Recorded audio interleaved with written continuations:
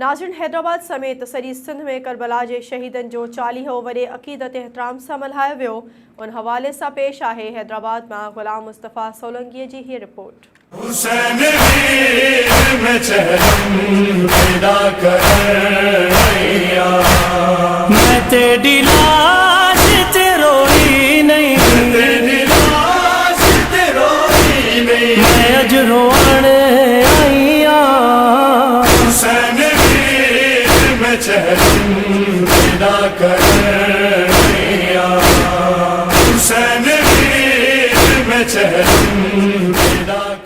जी अज करबला के शहीदन जो 40हों वॾे अक़ीदत एहतराम से मल्हायो पियो वञे। हैदराबाद के मुख़्तलिफ़ इलाइक़नि खां जेके जुलूस आहिनि उहे मातमी जुलूस निकिरी कदमगाह मौला अली ते नहर थींदा। ही राजू खानाणी बदीन ज़िले खां हिकिड़ो जुलूस आयो आहे जेके नुआखानी कंदो। ही नसीम नगर रोड खां पहुची इन खां पोइ ही जेको आहे सो कदमगाह मौला अली ते वेंदो। असां इन्हनि खां पुछूं था त ही जुलूस किथां निकितो आहे ऐं किथे नहर थींदो। ही जुलूस ॿुधायो किथां आयो आहे ऐं किथे? राडियो शहर में, राडियो मीर अला बख्श जे शहर में, राडे खां कासमाबाद आयो है, वरी कासमाबाद खां वठी कदमगाह खां मौला अब्बासी ज़रिए 2 साल है। हर साल काफ़िलो कढंदी आहियां। ही अरबईन असल में चहलम के चयो वेंदो आहे। इहो अरबी अल्फाज़ आहे। अरबईन माना चहलम मौला हुसैन अलैहिस्सलाम जो चहलम आहे जेको मुख़्तलिफ़ मोमिनीन मुख़्तलिफ़ ॻोठनि का शहरनि का हैदराबाद के आसे पासे में बीबी ज़ैनब सलाम अलैहा जी जेका सुन्नत आहे उन मुताबिक़ पंध सफ़र कंदा आहिनि कदमगाह ताईं। तक़रीबन 15-20 किलोमीटर मोमिनीन पंध करे ऐं मौला हुसैन अलैहिस्सलाम के ख़राज अक़ीदत पेश कंदा आहिनि। चहलम मौला हुसैन जो जेको अॼु आहे असां उन जे बारे में ज़ाइरीन जी ख़िदमत जे लाइ स्टॉल लॻायो आहे जिते लंगर ऐं लिहाज़ जो बंदोबस्त आहे। बाबाई मौला हुसैन जो 40हों आहे। हिन में तव्हां जेतिरो थी सघे हर साल वधंदा अचो। मौला जो न्याज़ आहे असां हलायूं आहे। जीअं त अॼु मौला इमाम हुसैन के पुरसो पेश करण लाइ करे चहलम जे सिलसिले में सॼे हैदराबाद में ही वॾो जेको हज़ारनि जी तइदाद में मजमू जेको सो पंहिंजे कदमगाह ॾे रवां दवां आहे। पर आउं ईअं हिकिड़ी चवां त लखनि जी तइदाद में हली थींदो।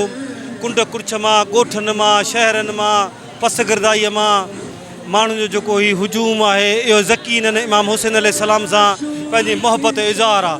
असां बीबी ज़ैनब सलाम अलाह के पुरसो ॾियण पिया वञूं। इंशाअल्लाह अॻे साल सां पाण चहलम ते वेंदासीं। असांखे अलाह हिम्मत ॾींदो। असां हर उन यज़ीद खे ॿुधाइणु चाहियूं था असां सभु गॾु आहियूं ऐं इंशाअल्लाह गॾु रहंदासीं। हीउ अमन जो हिकिड़ो असां पैगाम था ॾियूं सभिनी मुस्लमान भाइरनि खे त असां गॾु रहो।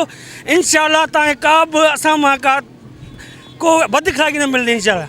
सर यही ॻाल्हि जेका भाग कई त असां अमन जो पैगाम ॾियण लाइ असां इहो पैगाम ॾियण लाइ त असां जेके मुसलमान आहियूं न उहे अमन परस्त माण्हू आहियूं ऐं हुसैनी आहियूं असां। ऐं असां हुसैनी पंहिंजे हथ में झंडो खणंदा आहियूं। हीअ अलम पाक खणंदा आहियूं। ॿियो को बि हथियार असांजे हथ में कोन हूंदो आहे। सिर्फ़ु असांजे हथ में इहो झंडो हूंदो आहे जेको दुश्मन लाइ ऐं यज़ीद लाइ मौत आहे। मौला हुसैन जो चहलम आहे ऐं उन बीबी ज़ैनब जी जेको आहे वसियत हुई त जेको आहे चहलम में जेको आहे पंहिंजो मौला जी जेके आहिनि उहे निकिरनि पंहिंजे घरां अचनि था गॾु ऐं माउरनि सां गॾु पंहिंजे बुज़ुर्गनि सां गॾु। ऐं ॾिसो पिया अथई त जेको आहे दुश्मननि लाइ मुंहुं जो तमाचो आहे।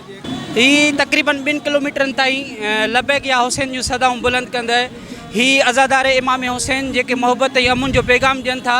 अॼु जे ॾींहं ते करबला में इमाम हुसैन ऐं उन्हनि जे जानिसारनि जी जेका शहादत थी असां ही सभु जेके मोमिनी निकिता आहिनि उन्हनि खे पुरसो ॾियण जे लाइ निकिता आहिनि। लबैक या हुसैन जूं सदाऊं घर घर गली गली गूंजी रहियूं आहिनि। साईं मालिकनि जी महिरबानी आहे अल्लाह जे एहसान सां माशाल्लाह ॾिसो पिया अरबईन ते चहलम जे हवाले सां काफ़ी हज़ारनि जे तादाद में आउं सम्झां थो त हैदराबाद ते जेके मौला अली अलैहिस्सलाम जे कदमगाह ते माण्हू वञनि पिया पैदल मशी जे हवाले सां त असांखे बि ख़ुशी बि थिए जो असांजे बि संगत साथ दोस्त हेॾां होॾां सभु पाण में मिली करे माशाल्लाह सबील जो बि एहतमाम कयो।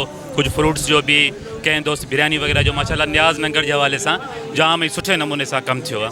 माशाल्लाह चेले में मौला हुसैन अलैहिस्सलाम चेले में मनाया जा रहा है। पूरी दुनिया हैदराबाद में मनाया जाता है। आज जो ये मशी है ये नजफ से करबला की याद में मनाई जाती है। और आज देखो हैदराबाद पूरे हर इलाके में हम जहाँ जा रहे हैं हज़ारों तो लोग निकले, लाखों औरतें बच्चे मर्द हर जगह निकले हुए हैं। हम जहाँ से जा रहे हैं रोड फुल जा रहे हैं। नाज़रीन तव्हां ॾिठो त अॼु करबला जे शहीदनि जी यादि में जेको 40 उन्हनि जो मल्हायो वञे मौला हुसैन अलैहिस्सलाम जो। ऐं उन हवाले सां ही सॼी जेके हैदराबाद जा शहर रोड रस्ता आहिनि उतां प्यादल काफ़िला जेके निकिरनि था उहे केतिरा ई किलोमीटर पंधु करे कदमगाह मौला अली ते पहुचनि था। ऐं हिननि जो इहो चवण आहे त इहा अक़ीदत में नंढा ॿार वॾा तोड़े पोड़ा बीमार पर उहे हिन काफ़िले में जेको पंधु कंदा आहिनि ऐं नगर न्याज़ कंदा आहिनि। ऐं हिते तव्हां ॾिसो पिया त माण्हुनि में जोश जज़्बो उन हवाले सां आहे त अक़ीदत विचां माण्हू उन्हनि जो न्याज़ नगर करे रहिया आहिनि। मासूम ॿार तोड़े वॾा जेके आहिनि तव्हां पैदल सफ़र करे रहिया आहिनि ऐं हीउ यको पैदल सफ़र जेको आहे मुख़्तलिफ़ रोडनि खां थींदो कदमगाह मोलाली ते पहुचंदो। कैमरामैन हुज़ूर बख़्श सां गॾु ग़ुलाम मुस्तफ़ा सोलंकी, SS न्यूज़, हैदराबाद।